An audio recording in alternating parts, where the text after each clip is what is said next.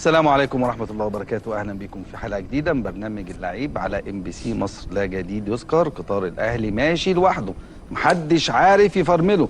الدوري أهلاوي بنسبة 100%. معلش إن أنا بقول كده، لكن الوضع بيقول كده، ومستوى النادي الأهلي بيقول كده، وإصرار النادي الأهلي بيقول كده، والإدارة الفنية للنادي الأهلي بتقول كده. كل الأجواء بتقول خلاص الدوري في الجزيرة. النهارده حلقه ان شاء الله مميزه، فيها اخبار وفيها كواليس وفيها ضيوف كبار جدا. برحب بيهم نجومنا الكبار، كابتن سيد أبو حفيظ نجم مصر. اهلا بيك كابتن سيد. اهلا بيك، شرفنا ومنورنا. اهلا وسهلا.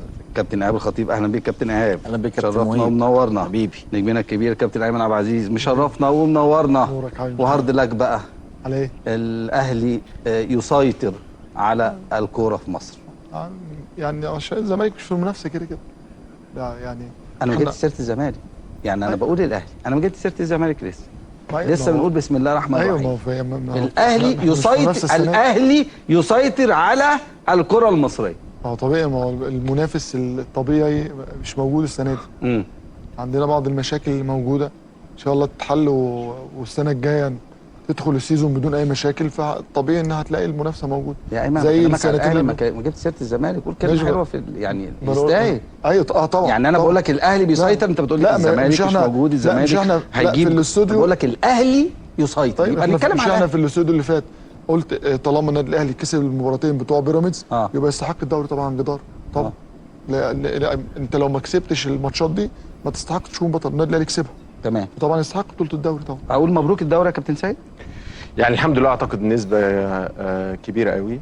يعني طبعا كل حاجه في وارده في الحياه، لكن اعتقد ان ده هيبقى صعب قوي. يعني هي مساله وقت، يعني مساله وقت. اللي هي النقاط، يعني مساله وقت. يعني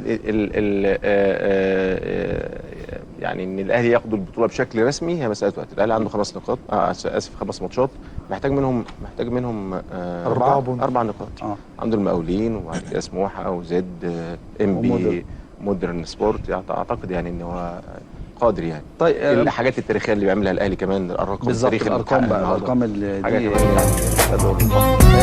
للكابتن ايمن الاهلي بيسيطر على الكره المصريه. قال لي عشان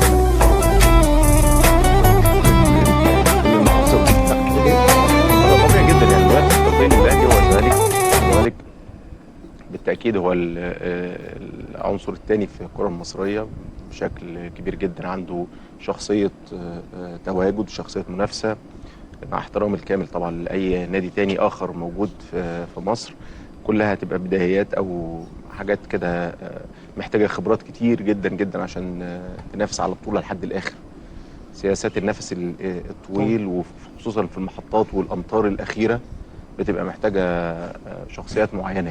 يعني الاهلي مميز جدا جدا جدا فيها، سواء كان في اللقاء الواحد او اللقاء ذاته لما تيجي عند الدقيقه 90 او ما بعد الدقيقه 90، او حتى في مباراه الدوري 6-7 ماتشات الاخيره بتبقى محتاجه حد بتكوين معين وشخصيه معينه.